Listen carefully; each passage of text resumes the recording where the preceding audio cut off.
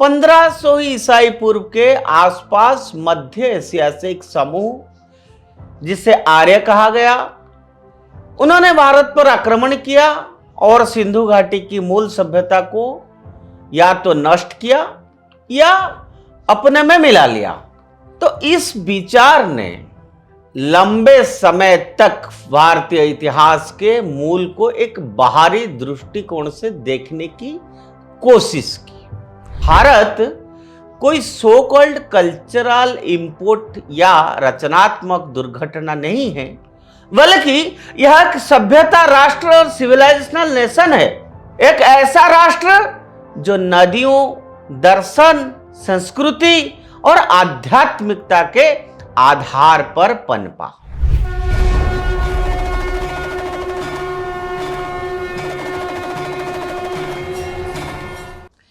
नमस्कार, उदय India digital में आप सबका फिर से बहुत बहुत स्वागत है।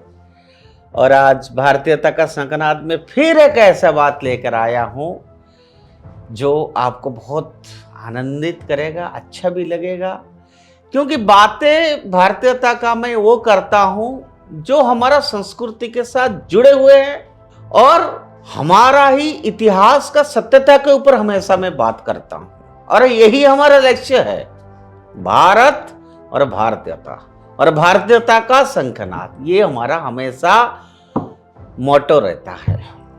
मित्रों, आर्यन इन्वेजन थ्योरी की क्या क्या भ्रांतियां हैं और भारतीय सभ्यता की प्राचीनता और गौरवशाली विरासत क्या है, यही बात करते हैं। यही हमारा देश से जुड़ा हुआ है। तो भारतीय इतिहास की एक सबसे विवादास्पद और बहसों से घिरी अवधारणा रही है, वो क्या है कि आर्यन इन्वेजन थ्योरी। इस सिद्धांत के अनुसार लगभग 1500 ईसाई पूर्व के आसपास मध्य एशिया से एक समूह जिसे आर्य कहा गया, उन्होंने भारत पर आक्रमण किया और सिंधु घाटी की मूल सभ्यता को या तो नष्ट किया या अपने में मिला लिया। तो इस विचार ने लंबे समय तक भारतीय इतिहास के मूल को एक बाहरी दृष्टिकोण से देखने की कोशिश की।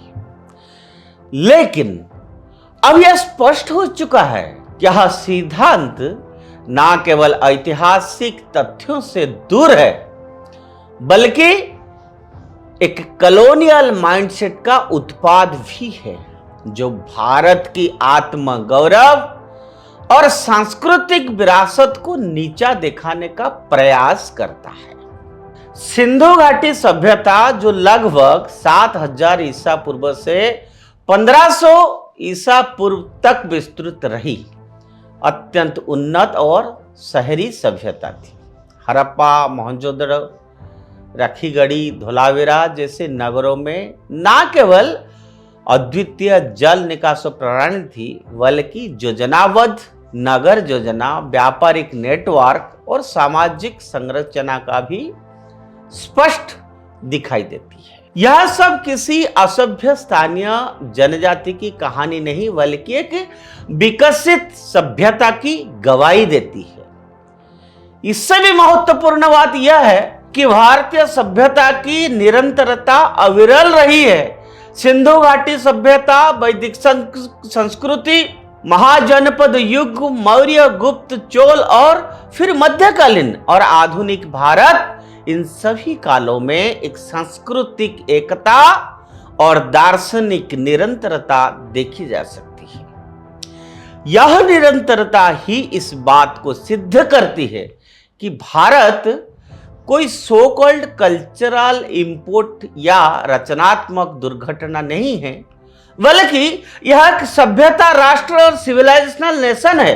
एक ऐसा राष्ट्र जो नदियों, दर्शन, संस्कृति और आध्यात्मिकता के आधार पर पनपा। आर्यन इन्वेजन थ्योरी न केवल ऐतिहासिक रूप से अप्रमाणित हो चुका है, बल्कि यह भारत की सांस्कृतिक आत्मा के लिए भी हानिकारक रहा है। इसने एक प्रकार की कृत्रिम खाई उत्पन्न की है। आर्य बनाम द्राविड, उत्तर बनाम दक्षिण, विदेशी बनाम देसी। इसने हमारी सामाजिक संरचना को बांटने और कमजोर करने का भी कार्य किया और कॉलोनियल पावर्स को इस विभाजन का लाभ मिला। तो भारतीयता के संकनाद के जरिए हम यह कहना चाहते हैं कि आज समय आ गया है कि इस इतिहास को केवल पश्चिमी लेंस से देखना बंद होनी चाहिए। हमें अपने इतिहास को अपने ही साक्ष्यों, परंपराओं और शोध के आधार पर समझना होगा। हमें यह स्वीकार करना होगा कि भारत विश्व की सबसे पुरानी और निरंतर विकसित हो रही सभ्यताओं में से एक है, जिसने गणित, खगोल शास्त्र, योग, आयुर्वेद, साहित्य और दर्शन में अद्वितीय योगदान दिया है। वो भारतवर्ष है। जब पश्चिम दुनिया अभी सभ्यता की पहली सीढ़ियों चढ़ रही थी, लेकिन भारत बहुत आगे था। मित्रों, इतिहास का उद्देश्य केवल घटनाओं को याद रखना नहीं होता है, बल्कि उससे आत्मगौरव और सामूहिक चेतना का विकास करना होता है। आर्यन इन्वेजन थ्योरी को आज न केवल वैज्ञानिक दृष्टिकोण से नकारा जा चुका है, बल्कि भारतीय आत्मसम्मान और सांस्कृतिक गौरव की दृष्टि से भी यह एक बेबुनियाद और भ्रामक विचार सिद्ध हो चुका है।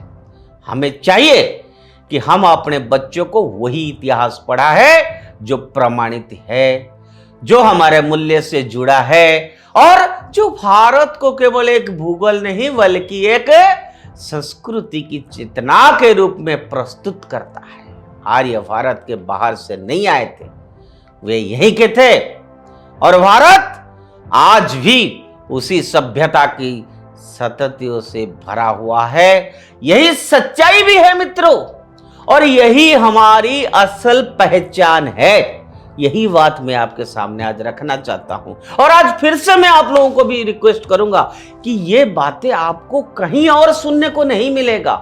ये बातें कोई कहेगा नहीं, दूसरा मीडिया। ये बात केवल उदय इंडिया करता है। इसीलिए आप उदय इंडिया से जुड़े रहिए और ये तथ्य जो हम आपके सामने रख रहे हैं, हम बार बार आपको हाथ जोड़ के रिक्वेस्ट कर रहे हैं, ऐसे तथ्य अपने बच्चों को बताइए, सुनाइए, शेयर करिए। हर भारतीय को ये सुनना चाहिए, उनके मन में गर्व होगा, अरे ऐसा इतिहास था हमारा देश का, ऐसा वीर और महापुरुष और जवानों की देश था ये भारत, ये पुण्य भूमि हमारा है। जय हिंद, जय भारत।